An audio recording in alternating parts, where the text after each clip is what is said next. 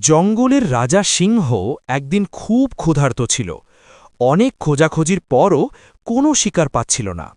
ঠিক তখনই সে দেখতে পেল এক চতুর শেয়াল ধীরে ধীরে হেঁটে যাচ্ছে। সিংহ মনে মনে ভাবল, আজ এই শেয়ালটাই আমার খাবার। সে গর্জন করে শেয়ালকে থামাল। এই শেয়াল, আজ তুমিই আমার শিকার। শেয়াল ভয়ে কাঁপলেও মাথা ঠান্ডা রেখে বলল, মহারাজ, আমাকে খেয়ে আপনি ভুল করবেন, আমি তো আপনারই দূত। সিংহ অবাক হয়ে বলল, কি বলছ, তুমি আমার দূত?